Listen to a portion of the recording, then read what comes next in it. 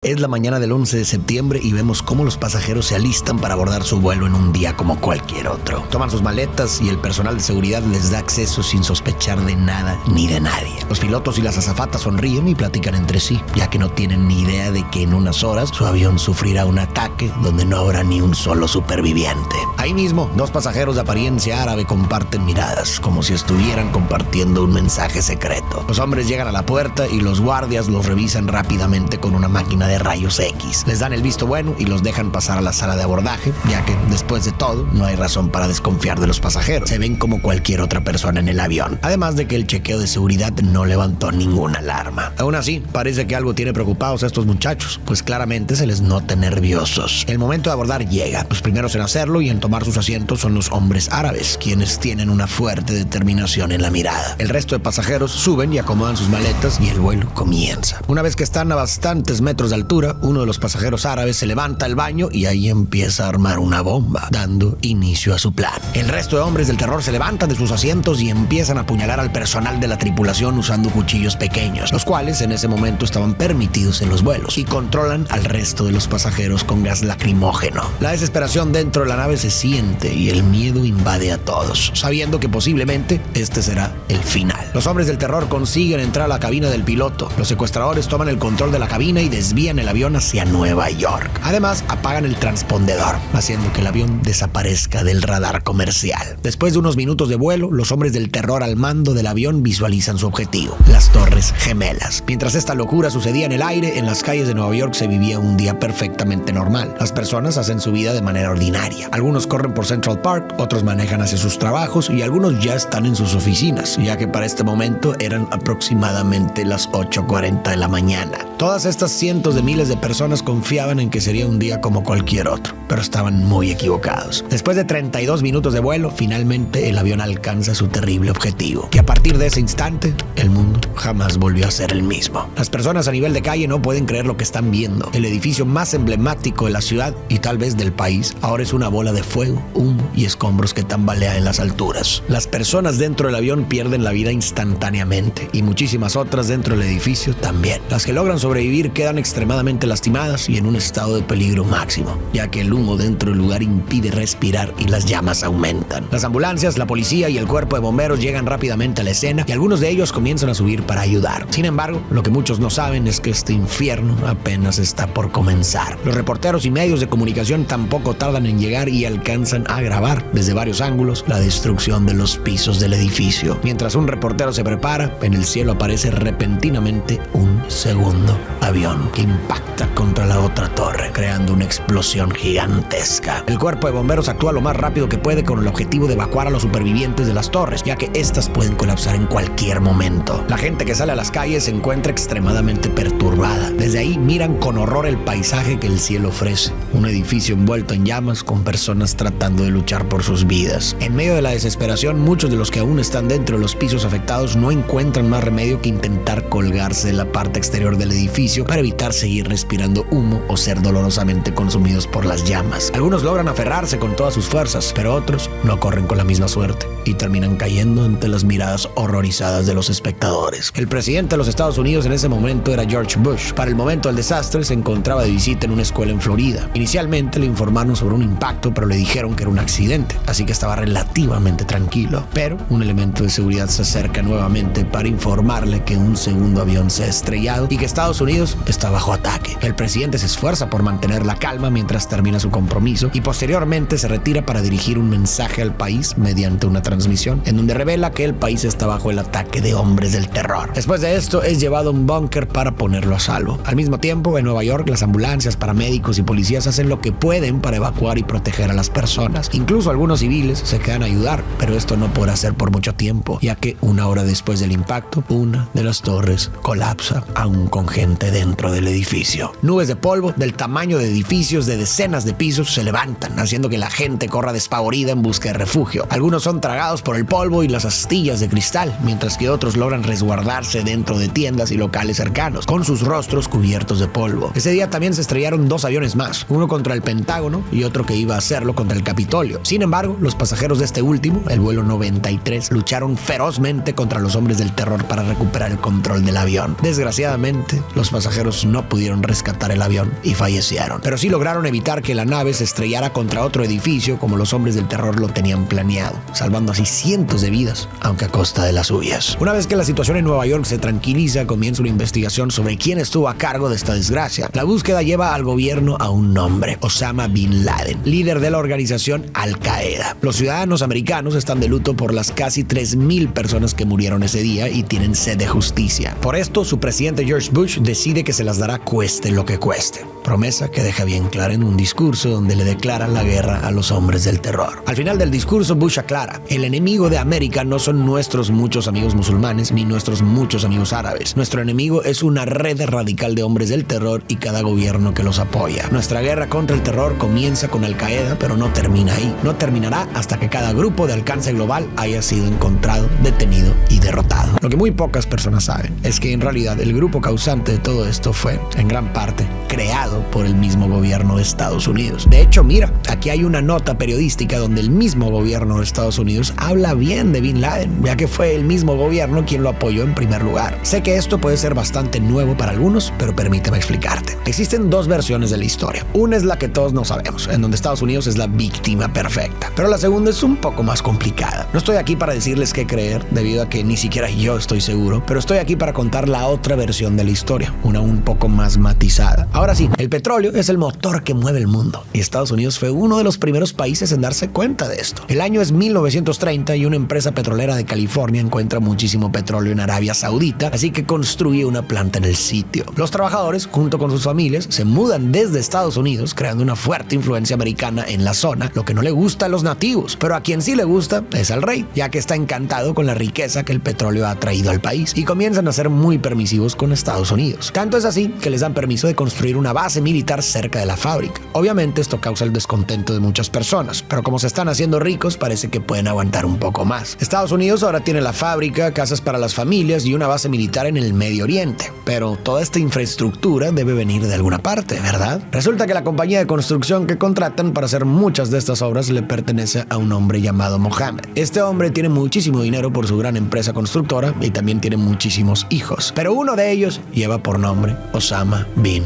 Laden. El tiempo pasa y el descontento por Estados Unidos en suelo extranjero crece. Con la llegada de los 60s, una nueva amenaza para Estados Unidos llega: el comunismo. Como la Unión Soviética tiene muy buenas relaciones con Irán, Estados Unidos mueve sus hilos para derrocar al gobierno de Irán e impone un dictador que se doble a sus intereses. Además de esto, le suministra armamento a Israel para que pelee sus conflictos y aumenta más la presencia del ejército estadounidense en la zona. Para este momento, el tiempo ya pasó y ahora el padre de Osama Bin Laden y toda su familia son extremadamente ricos gracias a los negocios de la construcción. Bin ya es un adulto joven más consciente de lo que pasa a su alrededor y entiende que el que su país sea tan inestable y el que haya tanta presencia extranjera en su tierra es en parte culpa de su familia, ya que ellos construyeron las bases para que Estados Unidos viniera a invadir su hogar. Además, siente que la presencia de los americanos en Arabia Saudita es una falta de respeto, ya que es considerada como tierra santa para los musulmanes. Esta introspección lleva a Bin Laden a querer hacer algo en contra del dominio extranjero sobre Medio Oriente, a querer luchar por la libertad de su tierra. Como primer paso en su nuevo camino, se muda a Afganistán, a donde llega con mucho dinero, con equipo de construcción y, lo más importante, llega al país con una determinación de acero para luchar contra cualquier superpotencia que quiera imponerse en su hogar. Se une a la resistencia, conocidos como los muyahidines, y les ofrece sus recursos para librar la larga batalla que les espera. Su primer objetivo es la Unión Soviética, quien también tenía sus manos en estas tierras, lo que obviamente le gana muchos puntos con Estados Unidos, tanto que incluso publican en el periódico estadounidense reportes sobre cómo Osama es un guerrero anticomunista y le aplauden sus esfuerzos. Estados Unidos decide brindarle apoyo a la resistencia y a Osama en la forma de dinero, armas y entrenamiento. Así es, Bin Laden fue fondeado y entrenado por la mismísima CIA. Eventualmente la resistencia gana y la Unión Soviética retrocede, pero para Osama la batalla apenas comienza. Mientras estaba en Afganistán, creó su propia facción de muyahidines, con la que ahora regresa a Arabia Saudita. El grupo se llama Al-Qaeda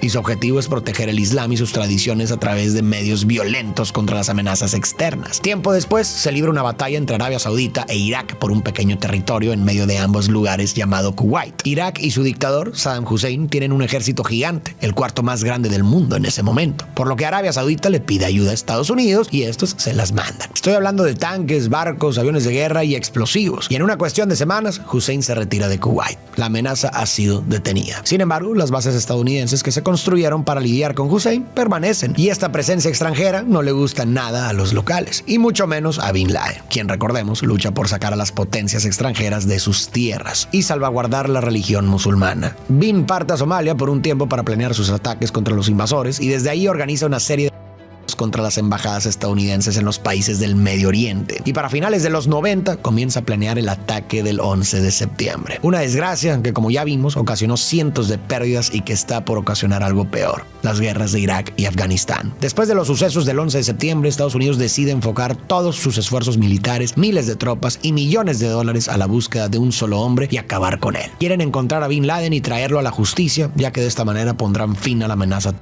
O al menos eso era lo que parecía en la superficie, porque a medida que avanza el video nos podemos dar cuenta que los intereses también eran estratégicos y económicos, justo como nos muestran estas impresionantes fotografías en donde se pueden ver a soldados estadounidenses en cuartos y contenedores llenos de lingotes de oro. Y no solo es una foto, sino que existen varias así. Obviamente esto ha llevado a mucha gente a pensar que en realidad todo está fue una conspiración del mismo gobierno, y más si tomamos en cuenta de que debajo del suelo iraquí yacían algunas de las fuentes de petróleo más importantes del mundo, oro líquido esperando a ser extraído. Pero al final hablaremos de eso. Es importante recordar que el grupo extremista que hizo esto, Al Qaeda, tiene su base o su sede en Afganistán, un país completamente diferente a Irak. Está separado por miles de kilómetros y tiene otro idioma. Pero si es así, ¿cómo es que se dio este salto cuántico de querer arremeter contra un pequeño grupo, Al Qaeda, a invadir un país que no tiene nada que ver? Bueno, presta atención. Después del ataque, George Bush no tenía muy claro cómo responder a todo esto. O al menos así era hasta que llegó un hombre llamado Paul Wolfowitz, el subsecretario de Estado, conocido también como el arquitecto de la guerra de Irak. Este hombre sembró la idea de que el ataque a Estados Unidos fue un acto demasiado coordinado. La captura de 4 aviones, también ejecutada, era imposible que fuera obra de un país tan poco desarrollado como Afganistán, y mucho menos de un pequeño y desorganizado grupo como Al Qaeda. La única explicación, según él, era que el sanguinario Saddam Hussein, el dictador de Irak, estaba detrás de todo. Muchos miembros del gobierno, no solo Paul, estaban aferrados a la idea de derrocar a Saddam Hussein y traer libertad al pueblo iraquí. Hussein era un hombre despiadado y su dictadura en Irak, la cual duraría más de 2 décadas, estuvo marcada por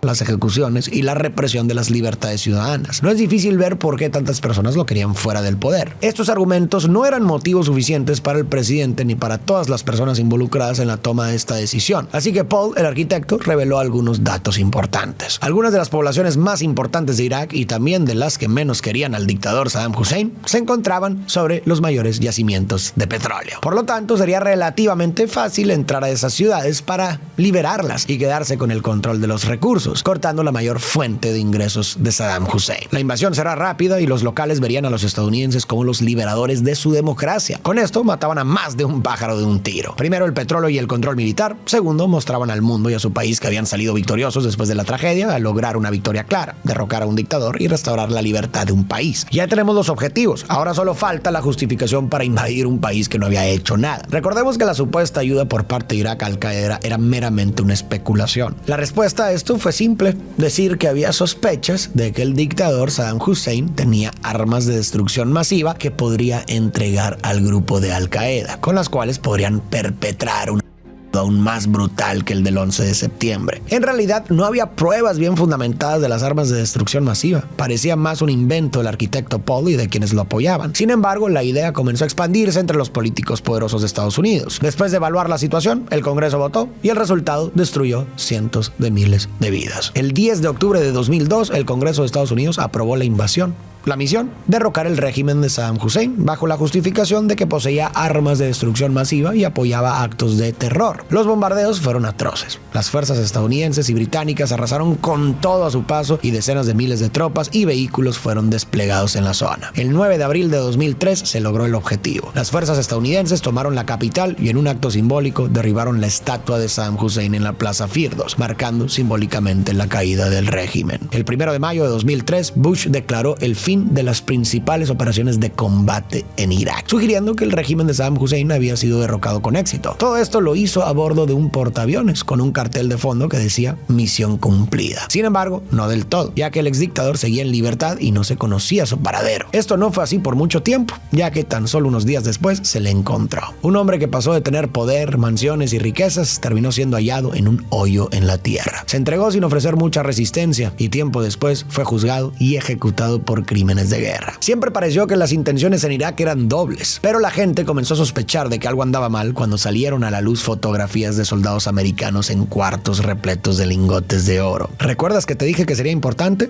Pues estas fotos fueron tomadas el día del saqueo del Banco Central de Irak, poco tiempo después de la caída del dictador. Aunque se suponía que el oro se le daría a las autoridades correspondientes, muchos de los lingotes desaparecieron, lo que llevó a la gente a pensar que se encontraban en manos de los soldados o incluso de políticos americanos. A pesar de que los lingotes perdidos nunca se encontraron, este tipo de saqueos, acompañados de las fotografías, parecen sugerir un mensaje al mundo entero: que Estados Unidos invadió Irak por el dinero. Durante esta estancia de Estados Unidos en el Medio Oriente, Al Qaeda se debilitó y dividió, pero Bin Laden, el objetivo principal, aún seguía libre, o al menos hasta el día de la operación Lanza de Neptuno. Mientras que la guerra en Afganistán continúa sin un fin a la vista, la CIA trabaja arduamente en suelo estadounidense para capturar a todos los miembros de Al Qaeda que siguen en el país. Pasan horas y horas revisando las grabaciones de sus interrogaciones a miembros de Al Qaeda, pero no se acercan a Bin Laden. Y les voy avisando, las técnicas de interrogación que la CIA utiliza se vuelven cada vez más controversiales, a través de la privación del sueño y la inanición, así como otros métodos, aunque sin mucho éxito. Después de un tiempo, logran interceptar una llamada entre los hombres de Al Qaeda. Gracias a esto, la CIA da con el paradero de un hombre llamado Kuwaiti, quien resulta ser el mensajero personal de Bin Laden. Lo localizan en agosto del 2010 en un pueblo de Pakistán y lo siguen hasta una inmensa mansión. El lugar toma por sorpresa a los investigadores, pues al ver el tamaño de la casa, se preguntan si quizás Bin Laden se encuentra dentro del mismo complejo habitacional. No es seguro que se encuentre en esa casa, pero cuando la CIA le da el Capitolio las noticias, se toma a Bin Laden por localizado y dan comienzo a la cacería del hombre que orquestó uno de los peores actos de terror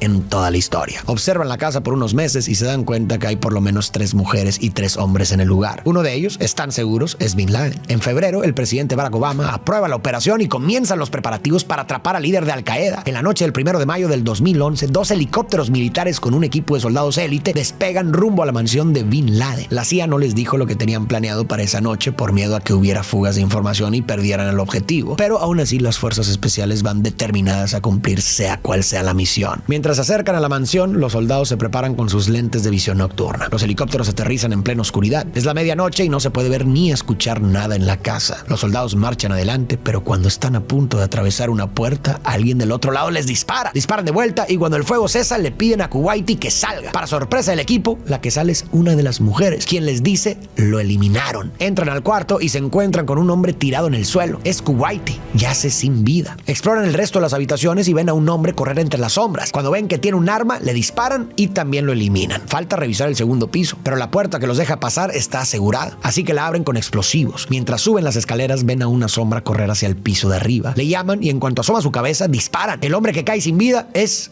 uno de los hijos de Bin Laden. Cuando entran a las habitaciones del segundo piso, se encuentran en un cuarto lleno de computadores y archivos por todas partes. Es el cuartel principal desde donde Bin Laden llevaba a cabo las operaciones de Al Qaeda. El equipo sigue su camino y cuando llegan al cuarto del tercer piso, escuchan ruidos y disparan. Se oyen gritos de una mujer y al entrar al cuarto ven a un hombre tirado en el suelo. Bin Laden ha muerto. Y bueno, al final de toda esta contienda, el poderoso Estados Unidos logró encontrar y desarmar las armas de destrucción masiva, deshacer las redes de hombres del terror que tanto temían y darle libertad a Irak, ¿verdad? No. De hecho, no, jamás encontraron ni siquiera rastros de las supuestas armas de destrucción masiva. No se deshicieron las redes de hombres del terror, al contrario, estas se fragmentaron en otras más pequeñas, siendo una de las más importantes ISIS. Esta organización, ante el vacío de poder después de la muerte de Hussein, causó más conflictos e inestabilidad, especialmente en Irak. En 2021, cuando las tropas estadounidenses se retiraron de Afganistán, los talibanes recuperaron el poder, sembrando el caos y marcando el inicio de una época oscura. Lo más desgarrador de todo fueron las vidas que se perdieron y la destrucción que se causó. Fue una guerra de alrededor de 20 años en la que murieron cientos de miles de personas, tanto soldados como civiles. Se destruyeron familias y se desplazaron millones de personas a causa de la violencia generada. Te estoy hablando de gente que lo perdió todo. Ahora que tienes toda esta información, pasaremos a la pregunta del principio. La primera pieza de dominó, o sea, el las torres fue un acto planeado por el mismo gobierno de Estados Unidos para justificar una invasión? Las teorías de conspiración argumentan un par de cosas. La primera es que hasta la caída de las Torres Gemelas, ningún edificio construido con pilares de acero había sido derrumbado en su totalidad. La única forma en que estos pilares que sostienen el edificio se destruyeran por completo sería mediante la demolición controlada. Los creyentes en estas teorías proponen que el gobierno preparó las torres para que cuando los aviones se estrellaran, cayeran por completo sin dejar rastro. Otro punto que resaltan estas personas es la ineficacia con la que se manejó toda la situación. Cuando el gobierno se enteró de la captura de los aviones, las instituciones de control aéreo y el comando de defensa tardaron mucho en reaccionar. Esto sin mencionar que podría ser la excusa perfecta para justificar una intervención con el objetivo de quedarse con recursos, control, territorio y petróleo. Mucho petróleo. Un ataque gigante y llamativo a una construcción emblemática en un lugar icónico. Y si se me fue algún posible motivo más que pueda alimentar esta teoría, déjalo en los comentarios para que todos podamos leerte. Aunque muchos también podrían opinar que la verdad está en un punto medio. Es decir, sufrieron un ataque de terror del cual no estaban prevenidos y ya después, cuando se encontraron en esta situación, mezclaron esta situación con otros intereses para justificar la invasión en otros países. También puede ser eso. La historia, como suele decirse, la escriben los ganadores. Pero esa escritura casi nunca es un relato imparcial. Más bien, es una construcción que resalta triunfos, justificaciones y narrativas convenientes, mientras oculta las contradicciones y los fracasos. En el caso de Estados Unidos, su papel en el 11 de septiembre y la guerra contra el terror, podemos ver un ejemplo perfecto de cómo los hechos pueden ser narrados de manera que sirvan a intereses específicos. Sin contexto, las cosas parecían muy claras a simple vista. Un país defendiendo la libertad y luchando contra el mal. Pero las cosas se vuelven mucho más complicadas cuando miramos los detalles. Los intereses económicos, las decisiones precipitadas, las intervenciones que dejaron regiones enteras en ruinas y las narrativas oficiales que no siempre cuadran con la realidad. Nos damos cuenta de que no hay santos ni villanos absolutos en estos escenarios. Hay agendas, errores humanos y muchas veces un sufrimiento desproporcionado para quienes quedan atrapados en medio de las decisiones de los poderosos. La frase completa sobre la historia en realidad es así. La historia la escriben los ganadores, pero no la conocemos completa hasta no reivindicar a los perdedores. Y con reivindicar a los perdedores no me refiero a justificar sus acciones o ignorar los males que hayan causado, sino entender sus historias y motivaciones para tener una visión más completa y crítica. La historia completa nunca será sencilla ni cómoda de aceptar, pero si aspiramos a comprender el mundo, en cualquiera de sus aspectos, debemos resistir la tentación de los relatos simplistas y buscar siempre lo que queda oculto detrás de ellos.